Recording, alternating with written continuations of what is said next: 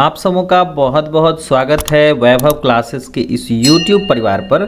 आज के इस कक्षा के माध्यम से हम लोग जानेंगे पर्यावरण प्रदूषण क्या होता है, यानी कि इन्वायरमेंटल पॉल्यूशन क्या है, इनके कौन कौन से कारण हैं, क्या प्रभाव है और इनको हम लोग किस तरह से जो है रोक सकते हैं। सबसे पहले हम लोग ये जानें कि प्रदूषण क्या होता है ना। कि जब हम लोग जो है जैसे कि वायु है, जल है, मिट्टी है, इन सबों का अगर क्या होता है भौतिक, रासायनिक और जैविक विशेषता, कहने का मतलब कि वायु का जो नेचुरल अवयव होता है, जैसे हमारे वायुमंडल में है, वायु की जो है जो गैसों का मिश्रण होता है, इसमें अलग अलग तरह के क्या हैं गैसें मिली हुई हैं।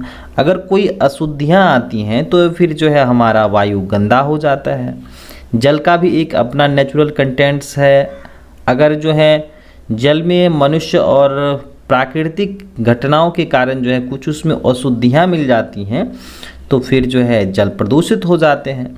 तो जैविक विशेषताओं में होने वाला जो अवांछनीय परिवर्तन होता है, जो मानव के साथ साथ अन्य जंतुओं और पेड़ पौधों के लिए हानि पहुंचाता है, तो उसे ही हम लोग क्या कहते हैं, वायु प्रदूषण कहते हैं, यानी इन्वायरमेंटल पॉल्यूशंस कहते हैं।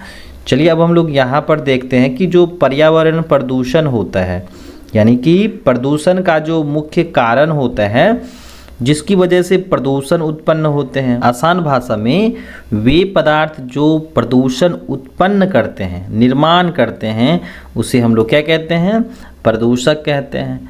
चलिए अब हम लोग नेक्स्ट देखें कि पर्यावरण प्रदूषण के कौन कौन से कारण होते हैं, यानी कि काउज ऑफ इन्वायरमेंटल पॉल्यूशन। पहला नंबर हम लोग देखेंगे कि जो हम लोग के कल कारखाने हैं, अलग अलग प्रकार के जो फैक्ट्रीज हैं, इनसे निकलने वाले जो दूषित जल होते हैं और विभिन्न कचरे वायु जल में मिल करके क्या करते हैं, उनके साथ साथ मिट्टी की गुणवत्ता को भी कम कर देते हैं।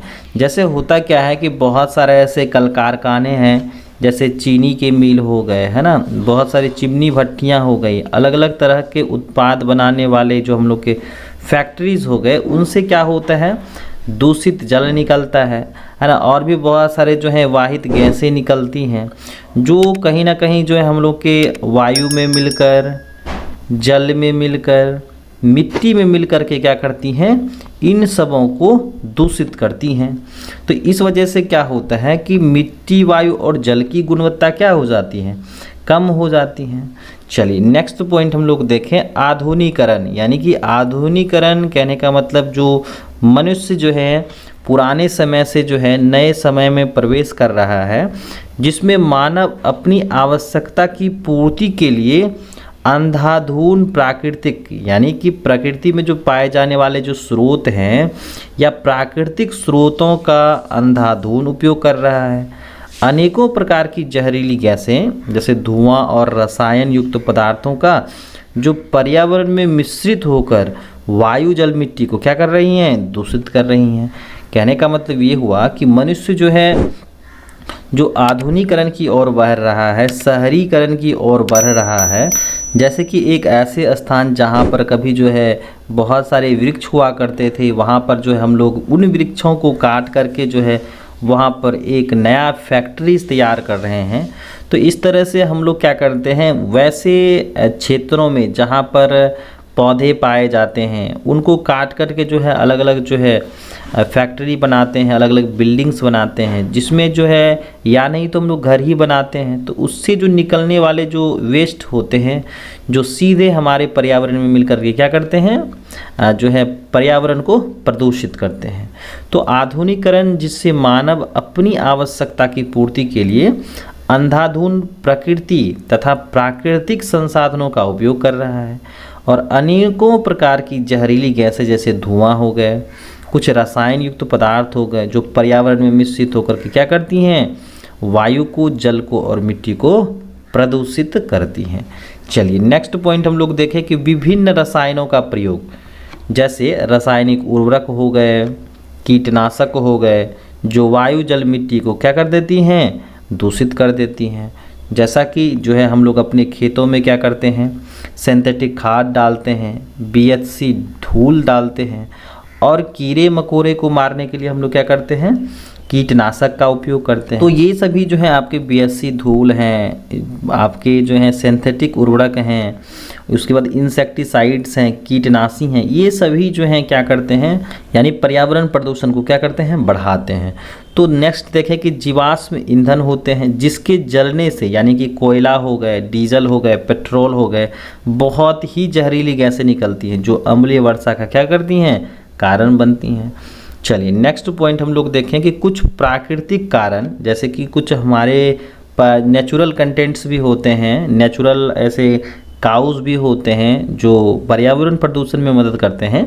जैसे प्राकृतिक कारणों में आपका भूस्खलन है, जिसमें क्या होता है, मिट्टियाँ जो होती हैं वह जो है क्या हो जाती हैं, धंसती हैं, जो है अपने नियत स्थानों से हट जाती हैं, ज्वालामुखी होते हैं, आंधी होता है, जो पर्यावरण में प्रदूषण का मुख्य कारण होती हैं। खास करके जो है आपके जो पौधों से निकलने वाले जो परागकण होते हैं वह भी क्या करते हैं, पर्यावरण को प्रदूषित करते हैं।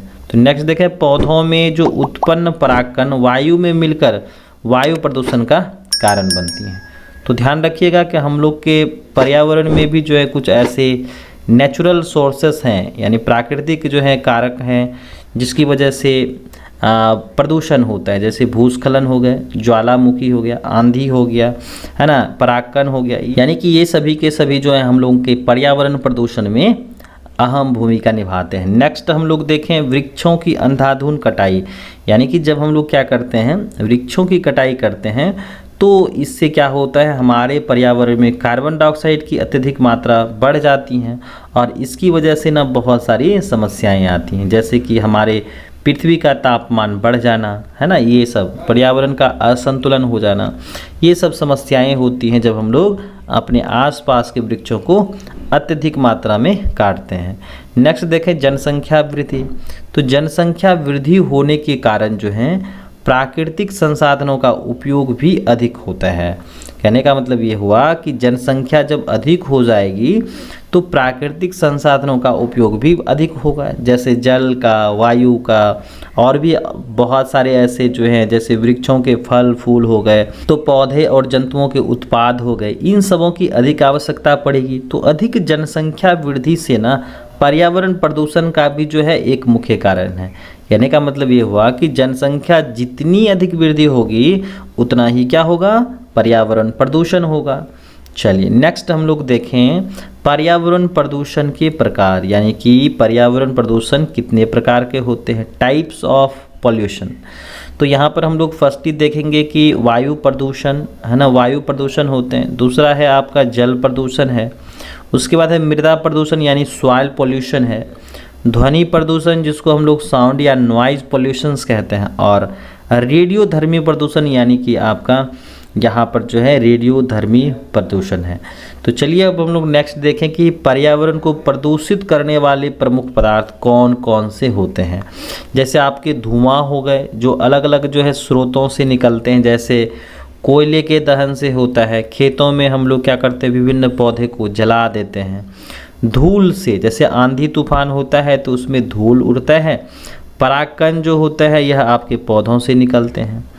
नेक्स्ट देखें कि रासायनिक पदार्थों से, जैसे डिटर्जेंट हो गया, आर्सेनिक हो गया, हाइड्रोजन हो गया, ये सभी के सभी क्या होते हैं, हमारे जलों में मिलते हैं और उनको प्रदूषित करते हैं। कुछ धातु हैं जैसे लोहा है, पारा है, जिंक है। नेक्स्ट देखें कि गैसों में जैसे कार्बन मोनोऑक्साइड है, सल्फर डाइऑक्साइड है, ये क्या करते हैं, पर्यावरण को प्रदूषित करते हैं। कुछ उर्वरक में जैसे यूरिया हो गया, पोटास हो गया, या अन्य उर्वरक जो सिंथेटिक तौर पर बनाए जाते हैं, तो इस तरह से जो है यहाँ पर क्या होते हैं, पर्यावरण प्रदूषण का मुख्य कारण होता है।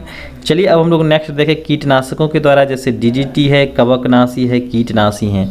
ये सारे के सारे क्या है, कीटनाशक हैं जो सीधे वायु में मिलकर के क्या करते हैं, जो है हमारे पर्यावरण को प्रदूषित करते हैं।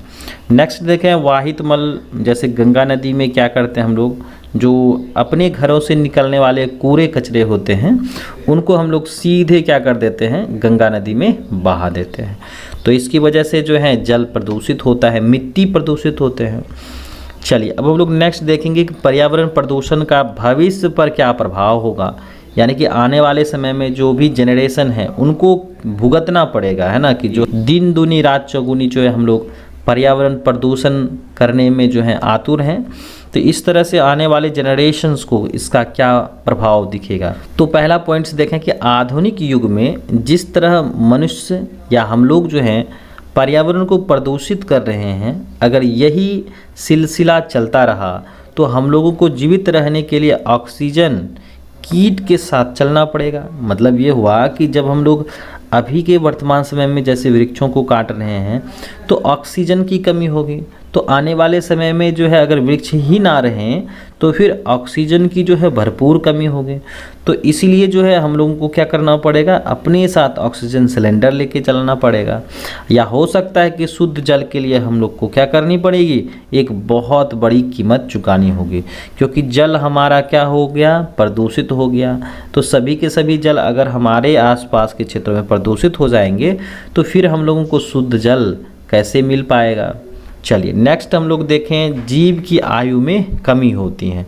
जब हम लोग क्या करेंगे, वायु प्रदूषण, मिट्टी, जल यानी पर्यावरण प्रदूषण ज़्यादा करेंगे तो जीव की आयु से क्या होती हैं, कम होती हैं। नेक्स्ट हम लोग देखेंगे कि विभिन्न बीमारियों का उत्पन्न होना। अगला है पारिस्थितिक तंत्र का असंतुलन होना यानी बिगड़ जाना। नेक्स्ट है पृथ्वी का तापमान बढ़ना, यानी पर्यावरण प्रदूषण ज़्यादा होगा तो पृथ्वी का जो तापमान है वो ज़्यादा हो जाएगा।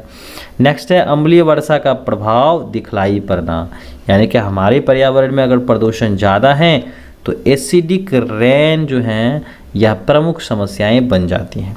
चलिए नेक्स्ट देखें, पर्यावरण प्रदूषण का नियंत्रण किस तरह से किया जाता है या रोकथाम हम लोग कैसे कर सकते हैं। तो पहला हम लोग पॉइंट्स देखें, प्लास्टिक का प्रयोग कम से कम या नहीं करें, ज़्यादा से ज़्यादा जो है बायोडिग्रेडेबल प्रोडक्ट्स को चुनें, जैसे कपड़े हो गए, है ना, या आपके जो हैं कागज़ हो गए, ये सब के सब क्या होते हैं, लंबे समय तक प्रकृति में नहीं विद्यमान रहते हैं।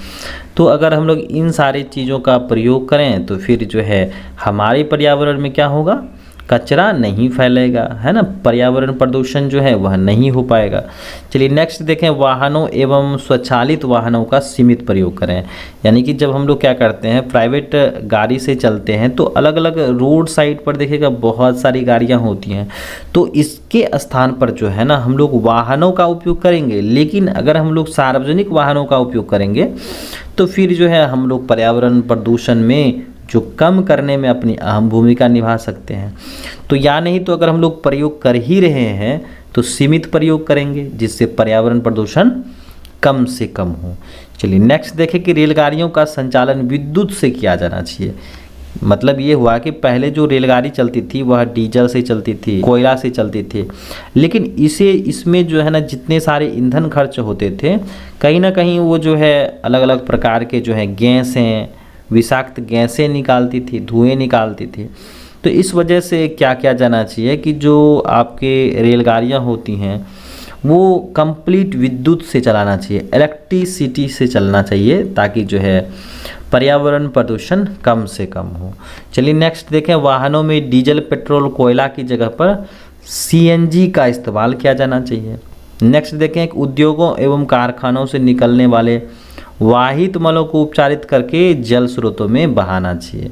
यानी कि जो हम लोग के फैक्ट्रीज़ हैं, उद्योग हैं, तो इनसे जो निकलने वाले जो प्रोडक्ट्स होते हैं, जैसे कि आपके कचरे हो गए, छोटे छोटे ऐसे वाहित मल होते हैं, जिन्हें जो है डायरेक्टली जो है जल स्रोत में ना मिलाया जाए और उन्हें उपचारित करके, यानी कि जो है उसका ट्रीटमेंट करके, उन्हें साफ करके जो है फिर क्या किया जाना चाहिए, जल स्रोतों में बहा देना चाहिए। जिससे क्या होंगे, हमारे मिट्टी और जल में रहने वाले जीव भी क्या रह पाएंगे, सुरक्षित रह पाएंगे। नेक्स्ट हम लोग देखें, न्यूक्लियर प्रयोग पर रोक लगाना चाहिए। नेक्स्ट हम लोग का न्यूक्लियर प्रयोगों पर रोक लगाना चाहिए। कहने का मतलब ये हुआ कि जब हम लोग अलग अलग प्रयोग करते हैं तो उसमें जो है बहुत बड़ा ईंधन खर्च होता है। तो इस तरह से अगर हम लोग न्यूक्लियर प्रयोग कर रहे हैं तो उससे बहुत सारे जो हैं गैसें निकलती हैं, है ना। तो इस तरह से हम लोग उस पर क्या करना चाहिए, रोक लगाना चाहिए। चलिए नेक्स्ट हम लोग देखें, अशुद्ध तथा जहरीले रसायनों के प्रयोग से बचना चाहिए। यानी कि एक ऐसा रसायन जिसमें बहुत सारी अशुद्धियाँ मिली हुई हैं, बहुत सारे रसायन जो है का प्रयोग किया गया है, तो उनसे हम लोग को क्या करना चाहिए, बचना चाहिए। नेक्स्ट पॉइंट है समाज में पर्यावरण से संबंधित जागरूकता फैलानी चाहिए, क्योंकि जब हम लोगों का समाज जो है पर्यावरण के बारे में जो है जानेगा तो पर्यावरण को कम प्रदूषित करेगा। तो इस तरह से जो है समाज में जागरूकता फैला करके जो है हम लोग पर्यावरण को बचा सकते हैं। नेक्स्ट है अधिक से अधिक वृक्षारोपण करना चाहिए, यानी कि जब हम लोग अधिक से अधिक वृक्ष लगाएंगे तो फिर हमारा पर्यावरण जो है वह स्वच्छ रह पाएगा। चलिए नेक्स्ट देखें, रासायनिक उर्वरकों के उपयोग को कम से कम तथा जैविक खाद को अपनाना चाहिए। तो पौधों के अत्यधिक जो है उपजाऊ के लिए हम लोग क्या करते हैं, सिंथेटिक खाद डालते हैं, तो उसके स्थान पर हम लोग जैविक खाद का इस्तेमाल करेंगे, है ना। यानी कि यहाँ पर हम लोग क्या करेंगे, ऐसे खाद का इस्तेमाल करेंगे जो हमारे पौधों के साथ साथ मिट्टी के अलावे यह हमारे पर्यावरण को भी क्या करते हैं, दूषित कम पहुंचाता है, यानी प्रदूषण कम करता है। तो इस तरह से हम लोगों ने यहाँ पर देखा कि हमारा जो पर्यावरण प्रदूषण है, पर्यावरण प्रदूषण क्या होता है, पर्यावरण प्रदूषण जो है कितने प्रकार के होते हैं, और यह जो है हमारे शरीर के साथ साथ जीव पर, पौधों पर इसका क्या प्रभाव पड़ता है। और हम लोगों ने देखा कि पर्यावरण प्रदूषण पर हम लोग जो हैं किस तरह से नियंत्रण कर सकते हैं। तो जो बच्चे इस चैनल पर नए हैं, चैनल को सब्सक्राइब कर लीजिएगा, अपने साथी के साथ शेयर कर लीजिएगा, ताकि जो है आने वाली वीडियो की नोटिफिकेशन सबसे पहले आपको मिल सके। और अगर आप जीव विज्ञान से संबंधित अलग अलग जो है डिफरेंस देखना चाहते हैं अलग अलग टॉपिक्स पर, तो आप हमारे चैनल के प्लेलिस्ट डिफरेंस बिटवीन पर चले जाइए। वहाँ पर आप अपने ज़रूरत के हिसाब से सीख सकते हैं, समझ सकते हैं और नोट्स भी कर सकते हैं। तो चलिए आज के लिए बस इतना ही। हम लोग मिलते हैं नेक्स्ट वीडियो में एक नए टॉपिक के साथ।